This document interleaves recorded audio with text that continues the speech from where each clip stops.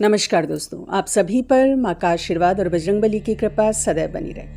आज इस वीडियो में हम बात करेंगे इस साल सन 2025 में पड़ने वाले शारदीय नवरात्रि से जुड़ी महत्वपूर्ण जानकारी के बारे में। कितने दिनों की इस बार नवरात्रि पड़ रही है, व्रत के क्या नियम आपको पालन करने हैं, क्या चीज़ें करनी हैं, क्या चीज़ें अवॉइड करनी हैं, क्या सावधानियाँ आपको रखनी चाहिए ताकि माँ दुर्गा की संपूर्ण प्रसन्नता आपको प्राप्त हो।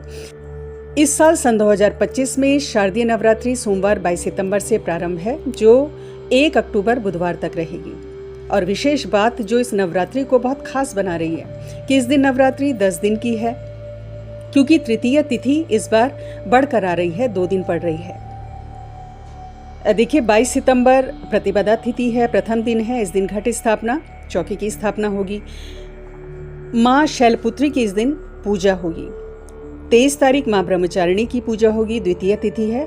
तृतीय तिथि 24 तारीख को है, जो 25 तारीख तक रहेगी। इस दिन माँ चंद्रघंटा की पूजा होती है, तो 24 और 25 को तृतीय तिथि बड़ी भी मिल रही है। तो माँ चंद्रघंटा की पूजा 24 और 25 दोनों दिन होगी। 26 तारीख को चतुर्थी तिथि पड़ रही है, माँ कूष्मांडा की पूजा इस दिन होगी। तो इस प्रकार से क्रम आपको रखना है। अष्टमी तिथि 30 सितंबर को पड़ रही है, माँ महागौरी की इस दिन पूजा होगी। और नवमी 1 अक्टूबर को पड़ रही है। 2 अक्टूबर गुरुवार को विजयदशमी है, कलश विसर्जन इसी दिन होगा। तो ये तो बात थी कि नवरात्रि इस समय कितने दिन की पड़ रही है।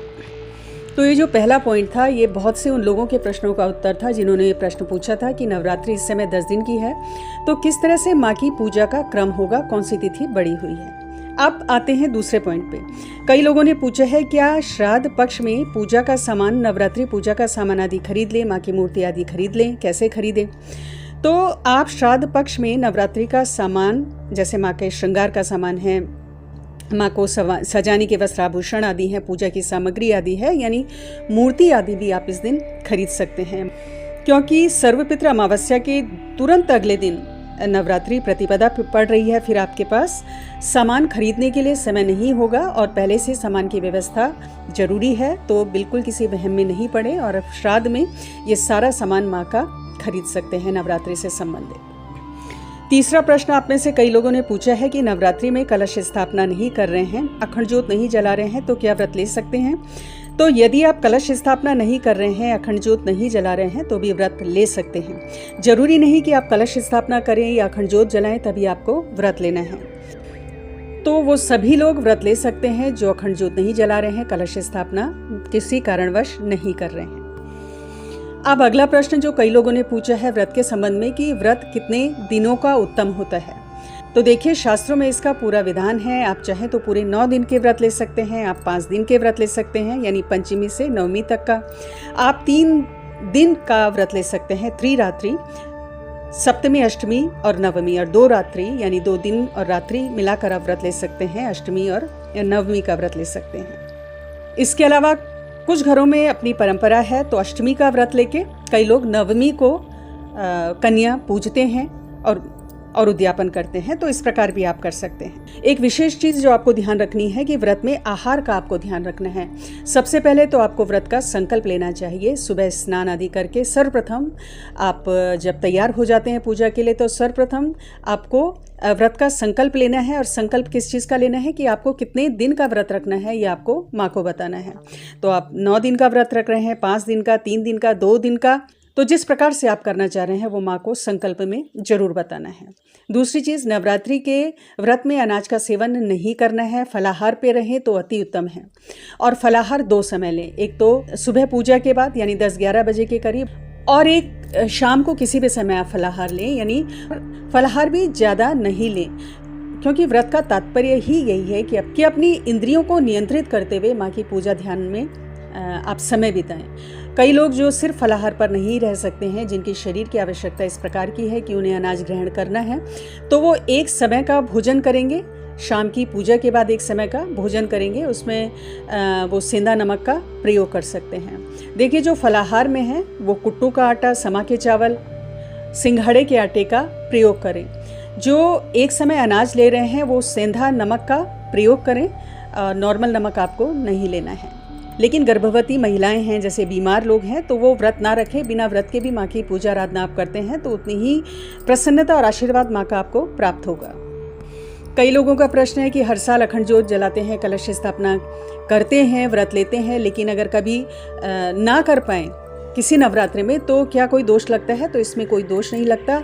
सिर्फ उस दशा में दोष लगेगा कि यदि आपने एक संकल्प लिया है माँ के आगे कि मुझे इतने साल मैं अखंड ज्योत जलाऊंगा या कलश स्थापना करूंगा या इतने साल तक व्रत रखूंगा या रखूंगी, तो उस स्थिति में तो आपको संकल्प को पूर्ण करना चाहिए। अन्यथा यदि संकल्प नहीं लिया है तो इसमें दोष कुछ नहीं लगता। आप किसी समय इस चीज़ को स्किप कर सकते हैं यदि आपकी परिस्थितियाँ अनुकूल नहीं हो रही हैं किसी कारणवश। अब बात करते हैं उन विशेष सावधानियों की जो नवरात्रि में आपको रखनी है। देखिए, नवरात्रि में पहली चीज़ ब्रह्मचर्य का आपको पूर्ण रूप से पालन करना है।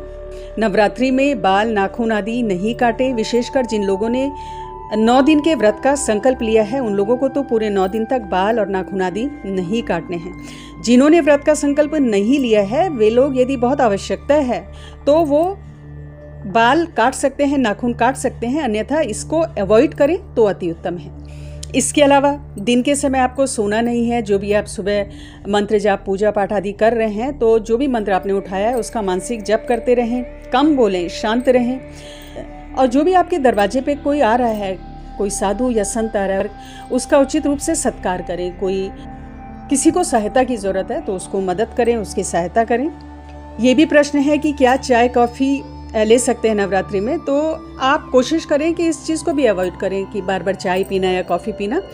और यदि आपको लेना है तो एक समय इसका निश्चित कर लें कि किसी भी एक समय चाय या कॉफ़ी आप ले सकते हैं। कोशिश करें कि अवॉइड करें। कई लोगों का प्रश्न है कि क्या दवाई ले सकते हैं, तो बिल्कुल दवाई आप ले सकते हैं। इसमें आपका व्रत खंडित नहीं होता है। जिस समय भी आपको दवाई का समय आपका है उस समय आप बिना किसी हिचकिचाहट के दवाई ले सकते हैं। इसके अलावा क्रोध आदि ना करें, किसी से जलन द्वेष आदि ना करें, किसी की निंदा ना करें। और इस तरह का कोई भी विकार आपके अंदर है तो नवरात्रि में जब आप व्रत का संकल्प ले रहे हैं, माँ की पूजा जब आप कर रहे हैं, तो उस समय ये भी संकल्प लें कि हे माँ, आज से मैं अपने इस विकार का त्याग करता हूँ, या किसी चीज़ से अत्यधिक मोह है इस चीज़ का मैं त्याग करता हूँ। क्योंकि नवरात्रि का जो वास्तविक अर्थ है, देखिए, माँ की जो आप पूजा कर रहे हैं, जो स्थूल पूजा कर रहे हैं, मानसिक जप कर रहे हैं, बहुत अच्छी बात है, माँ की बहुत प्रसन्नता प्राप्त हो रही है। लेकिन उन सब पूजाओं से बढ़कर जो पूजा है कि अपने मन को शुद्ध करना, अपने चित्त को निर्मल करना और अपने विकारों का त्याग करना, अहंकार का, काम, क्रोध, लोभ, मोह का त्याग करना, यही सच्चे मायनों में माँ की पूजा है। यही सच्चे मायनों में नवरात्रि मनाने का सर्वोत्तम तरीका है। तो आज की वीडियो में इतना ही दोस्तों। अगली वीडियो में बहुत जल्द मिलती हूँ। तब तक के लिए अपना ध्यान रखें, स्वस्थ रहें, खुश रहें, मस्त रहें। जय माता दी, जय बजरंगबली।